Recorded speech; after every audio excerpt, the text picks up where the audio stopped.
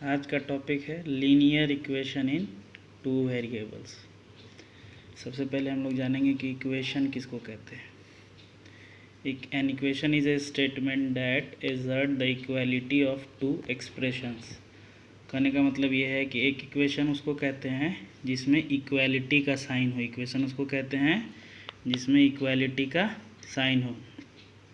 जैसे 2x + 5 = 3x, 2x + 8 = 9। और linear equation, जैसे कि चैप्टर का नाम है लीनियर का इस्तेमाल कब करते हैं। जैसे कि कोई भी इक्वेशन ले लेते हैं 2x + 3, इसमें वेरिएबल का पावर क्या है 1। एक से लेते हैं 2x² + 2, इसमें वेरिएबल का पावर क्या है 2। तो वैसा इक्वेशन जिसमें वेरिएबल का ज़्यादा से ज़्यादा मैक्सिमम पावर 1 हो उसको कहेंगे लीनियर। ठीक है, यानी कि वैसा इक्वेशन जिसका डिग्री 1 हो, वैसा इक्वेशन जिसका डिग्री 1 हो उसको कहेंगे लीनियर। डिग्री 2 वाले को क्या कहते हैं, क्वाड्रेटिक। डिग्री 3 वाले को कहते हैं क्यूबिक। इसी तरह से तो डिग्री 1 वाले को कहते हैं लीनियर। तो लीनियर इक्वेशन हो गया an equation in which variable raise to highest power 1। Variable raise to highest power 1। तो linear equation in two variable, तो लीनियर का मतलब हो गया वैसा इक्वेशन जिसका डिग्री 1। इक्वेशन का मतलब जिसमें इक्वल का साइन हो, और टू वेरिएबल्स, इसमें दो वेरिएबल्स हो।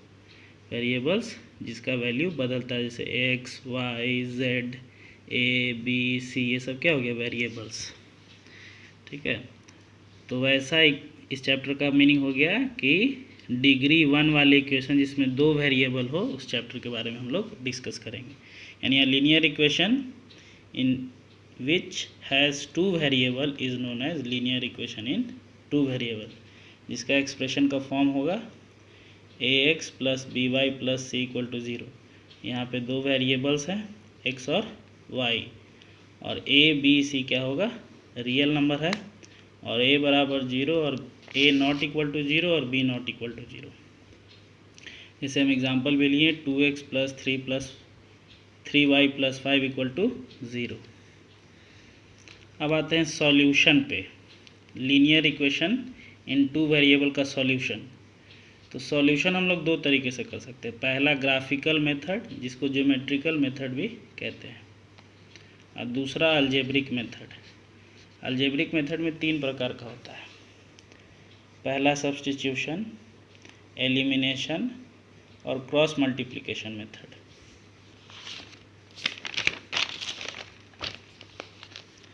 अब आते हैं आपको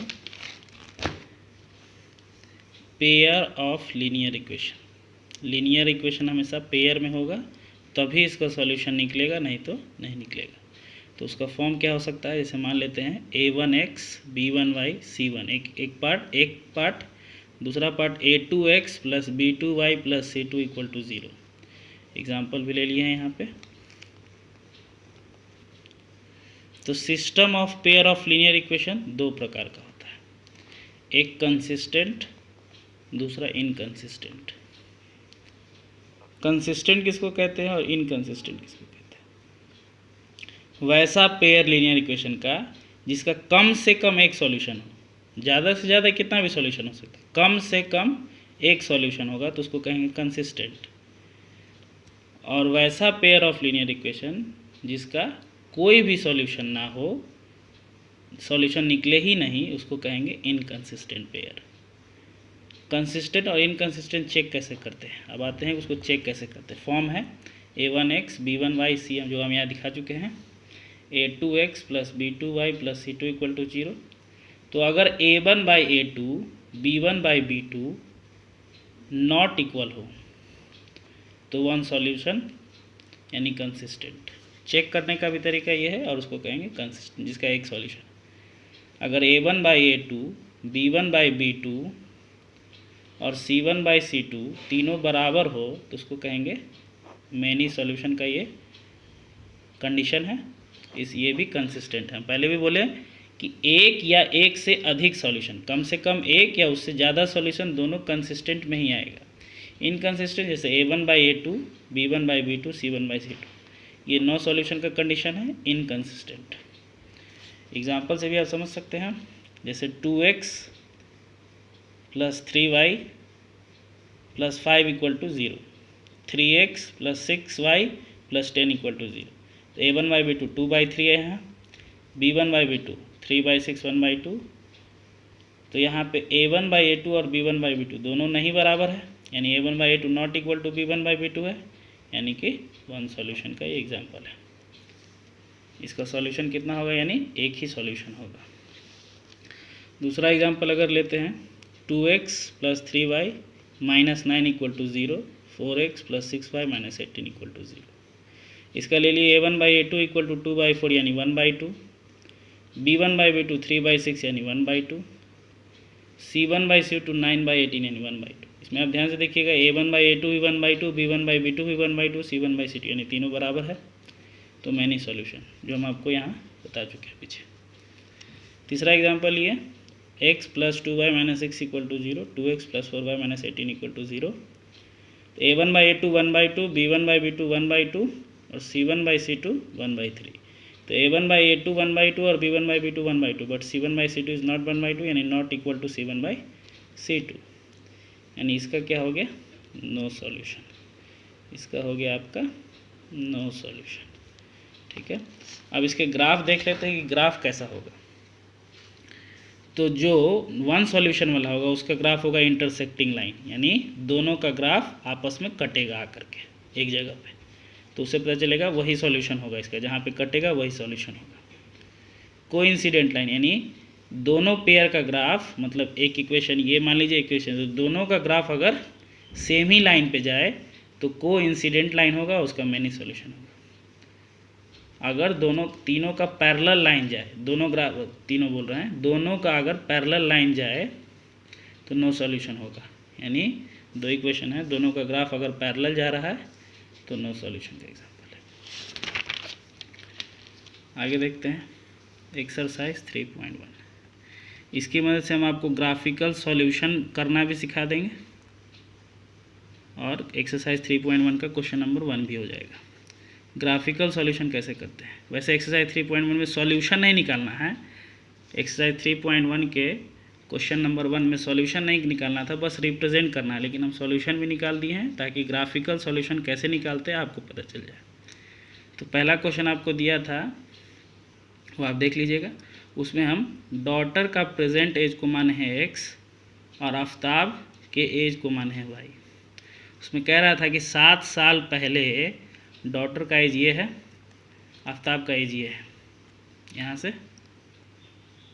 अगर प्रेजेंट ये है तो ये होगा, तो बोल रहा है कि आफ्ताब का जो एज है, क्वेश्चन के अनुसार ये कह रहा है कि आफ्ताब का जो एज है वो अपने बेटी के एज के 7 गुना है, 7 साल पहले। इक्वेशन को सॉल्व किए तो आया 7x - y = 42। उसके बाद 3 साल बाद, तो डॉटर का एज 3 साल बाद ये हो जाएगा और आफ्ताब का एज 3 साल बाद ये हो जाएगा। तो अकॉर्डिंग टू क्वेश्चन आफ्ताब का जो एज है वो 3 गुना है उसके बेटी के एज के, तो इससे आपका सॉल्यूशन ये है, ये आपका इक्वेशन आया। अब दोनों को सॉल्व करेंगे ग्राफिकल मेथड से। एक आपका इक्वेशन था 7x - y, ये, तो इसका हम y निकाल लिए, आप देख लीजिएगा इसमें हम y निकालिए। उसके बाद कंडीशन डाले, अपने मन से इसमें डालना है, अगर x अपने मन से पुट करते जाना है, y निकालते जाना है, अपने मन से, हम पहले भी बोले अपने मन से। हाँ, एक बात याद रखिए, ग्राफिकल मेथड को सॉल्व करने के लिए सबसे पहले आपके पास जो 2 इक्वेशन है आपके पास, उसको रफ में, सुविधा के लिए बता रहे हैं, रूल नहीं है, ये सुविधा के लिए बता रहे हैं, रफ में ये दोनों इक्वेशन को कोई भी अलजेब्रिकली मेथड से सॉल्व करके आंसर आप पहले जान लीजिएगा। तो इसका आंसर जो है इसलिए जान लीजिएगा, देखिए क्यों बता देते हैं कि जब आप कोई भी ग्राफिकल सॉल्यूशन अगर करिएगा तो उसमें आपको ये नहीं पता है कि वो ग्राफ कहाँ कटने वाला है। जैसे ये आप देखिए कि ये ग्राफ यहाँ जाके कटा है, शायद आपका ग्राफ से बाहर जा सकता था। इसमें देखिए 42 लिए हैं तो कटा है। तो ऐसा भी हो सकता है शायद 50 जाए और आपके ग्राफ में वो इंटर ना है, यानी आप ग्राफ तो बना लीजिएगा लेकिन उसका सॉल्यूशन आप निकाल नहीं पाइएगा, अपने मन से कर लीजिएगा। तो रफ में अगर आप अलजेब्रिकली निकाल लेते हैं तो इससे आपको पता रहेगा कि वो कहाँ कटने वाला है। देखिए कैसे, जैसे इसमें हम सॉल्व कर लिए थे रफ में और मुझे पता था कि इसका आंसर 12 और 42 आने वाला है, तो एक कंडीशन ही अपने मन से इसमें 12 और 42 लिए। देखिए इसमें भी 12 42 लिए हैं, इसमें भी 12 42 लिए हैं, ताकि अपने आप दोनों जगह पे कट जाए। बाकी दो कंडीशन आप अपने मन से लीजिए, एक्स कुछ पुट कीजिए वाई निकल जाएगा, एक्स कुछ पुट कीजिए वाई निकल जाएगा, एक्स कुछ पुट कीजिए वाई निकल जाएगा, एक्स कुछ पुट कीजिए और वाई निकल जाएगा। फिर से आपका पॉइंट आ जाएगा, ये ग्राफ के लिए प्लॉट हो गया पॉइंट। ये आपका एक्स एक्सिस, वाई एक्सिस 0 -42, 12 42, 3 -22 और इसका ये हम पहले भी आपको बताएं कि एक्सरसाइज 3.1 में ग्राफिकल रिप्रेजेंटेशन करना था। एक्सरसाइज 3.1 के 1 का सॉल्यूशन नहीं निकालना था, यानी दोनों का ग्राफ आप इसको प्लॉट कीजिएगा। 0 -42 प्लॉट करें, यहाँ पे है 0 -42। दूसरा आपका है 12 42, दूसरा आपका है 12 42 और तीसरा है 3 -21। तीसरा आपका है 3 और -21, ये है 3 और -21। इसमें था 0 6, ये है आपका 0 6, 12 42, 12 42 और 350, दोनों आपस में जाके यहाँ मिल गया। ये आपको नहीं बनाना था, हम जानबूझ के आपको सॉल्यूशन के लिए ये आपको बस रिप्रेजेंट कर देना था बस अकॉर्डिंग टू एक्सरसाइज 3.1। लेकिन हम आपको बोले कि इसके साथ सॉल्यूशन भी हम आपको बताएंगे। तो अगर सॉल्यूशन करना होगा तो दिस ग्राफ इंटरसेक्ट, देखिए जहाँ पे कट रहा है 12 42, इसका मतलब सॉल्यूशन आपका हो गया 12 और 42, यानी डॉटर का एज हो गया 12 और आफ्ताब का एज हो गया 42। 12 ईयर्स हो गया और 42 ईयर्स हो गया। ठीक है, यह हो गया आपका ग्राफिकल मेथड। उसी तरह एक्सरसाइज 3.1 का 2 नंबर क्वेश्चन देख लेते हैं। जैसे एक बैट का कॉस्ट हम मान लिए x और एक बॉल का कॉस्ट मान लिए y।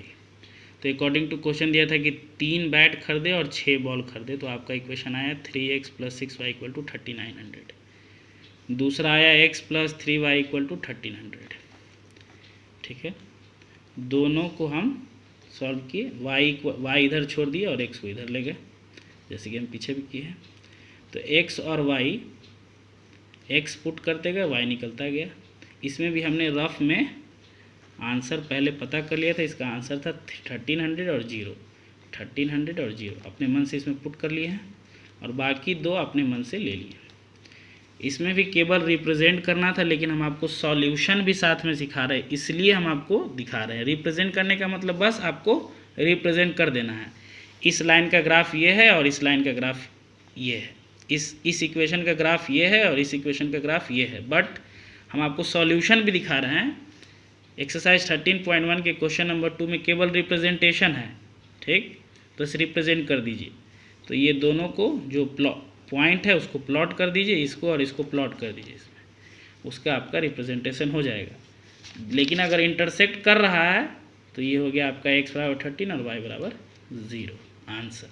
आंसर निकालना नहीं है, केवल रिप्रेजेंट करना है। ये हम आपको समझाने के लिए बस बताएं। एक्सरसाइज 3.1 का क्वेश्चन नंबर 3, 1 kg एप्पल का दाम मान लिए x और 1 kg ग्रेप्स का मान लिए y। तो 2x + y = x 160 और 4x + 2y = 3, क्योंकि 2 kg एप्पल लिए थे और 1 kg ग्रेप्स लिए थे। दूसरे कंडीशन में 4 kg एप्पल लिए थे और 2 kg ग्रेप्स लिए थे, टोटल 300। इस क्वेश्चन को आप ग्राफ पे रिप्रेजेंट कर लीजिएगा। इसका ग्राफ आएगा पैरेलल, केवल रिप्रेजेंट करना है। ऐसे भी पैरेलल आएगा तो मेनी सॉल्यूशन होगा, तो सॉल्यूशन तो उसका निकलेगा नहीं, बहुत सारा सॉल्यूशन है, लेकिन इसका ग्राफ कैसा आएगा, पैरेलल। अब आपको हम बता रहे हैं एलिमिनेशन यानी अलजेब्रिक मेथड। अलजेब्रिक मेथड में पहले हमको सब्स्टिट्यूशन मेथड जानना है, लेकिन इसमें पहले हम एलिमिनेशन बता दिए, फिर सब्स्टिट्यूशन बताएंगे। एक कंडीशन ले लिए, 8x + 3y = 6, ठीक है, और दूसरा 9x + 12y = 15। इसमें किसी एक को, या तो आप x को हटा सकते हैं या तो y को हटा सकते हैं, दोनों को इक्वल करके। तो इसमें हम y को इक्वल किए हैं, जैसे 3 था 12 था, इसके कोफिशिएंट है 3 और 12। 3 और 12 का एलसीएम लीजिएगा तो 12 आएगा। अगर बड़ा नंबर है तब एलसीएम लीजिएगा, ऐसे भी आपको कॉमन ऐसे भी पता चल जाएगा, जैसे 3 4 जा 12 और 12 गुने 1 12 दोनों सेम हो जाएगा। बट अगर कोई बड़ा नंबर है तो जिसका भी आपको इक्वल करना है वो दोनों का एलसीएम ले लीजिए। जैसे हम एलसीएम लिए, मान लीजिए 12 आ गया मेरा, 3 को कितना से मल्टीप्लाई करके 12 हो जाए तो 4 से, तो 4 से सबको गुना कर दीजिएगा। 12 है और 12 लाना ही है और 12 है तो 1 से गुना करेंगे तो आ जाएगा। तो 8 4 जा 32x, 3 4 जा 12y और 6 4 जा 24, 1 9 जा 9x, 1 2 जा 12 और 1 15 जा 15। इसको सॉल्व किए, सब्ट्रैक्ट किए, क्योंकि दोनों का साइन सेम था इसलिए सब्ट्रैक्ट किया। अगर दोनों का साइन अलग होता तो ऐड करते, क्योंकि हमको साइन चेंज नहीं करना पड़ता। ऐड में साइन चेंज नहीं होता है क्योंकि साइन सेम था, इसलिए सब्ट्रैक्ट किया, सब्ट्रैक्ट में साइन चेंज होता है तो साइन चेंज कर दिए, कट गया। यहाँ हो गया 32x 23x इक्वल टू 9, तो x इक्वल टू इतना। इस x के वैल्यू को आप इक्वेशन 1 में या इक्वेशन 2 में किसी में आप पुट कीजिएगा तो y का वैल्यू आपका आ जाएगा। हम यहाँ इक्वेशन आपके 1 में पुट किए हैं तो वैल्यू आया y का 22/23। ये हो गया आपका एलिमिनेशन मेथड। दूसरा हो गया आपका सब्स्टिट्यूशन मेथड। सब्स्टिट्यूशन मेथड, मान लीजिए एक इक्वेशन ले लिया आपसे 3x + 5y = 6, 6x + 8y = 5। किसी एक इक्वेशन को आप ब्रेक कीजिए, किसी भी एक इक्वेशन, कोई भी एक इक्वेशन को ब्रेक कीजिए। 3x + 5y = 6, पहले हम पहले इक्वेशन को ब्रेक कर इधर y छोड़ दीजिए, बाकी को इधर लेके चले आइए। ये इक्वेशन किसको तोड़े थे? 1 को, तो 1 को तोड़े हैं तो 2 में पुट कीजिए, अगर 2 को तोड़ते तो 1 में पुट करते। तो इसको इक्वेशन 1 से तोड़ के लाए हैं तो इसके y के वैल्यू को 2 में पुट किए। 2 यहाँ लिख दिए इक्वेशन, 6x + 8y, तो y का वैल्यू यहाँ डाल दिए = 5। इस तरह से अगर सॉल्व किए हम, देख लीजिए आप, सॉल्व करने पे आया मेरा y = 7/2। ये हो गया आपका सब्स्टिट्यूशन मेथड। बाकी क्रॉस मल्टीप्लिकेशन नेक्स्ट है।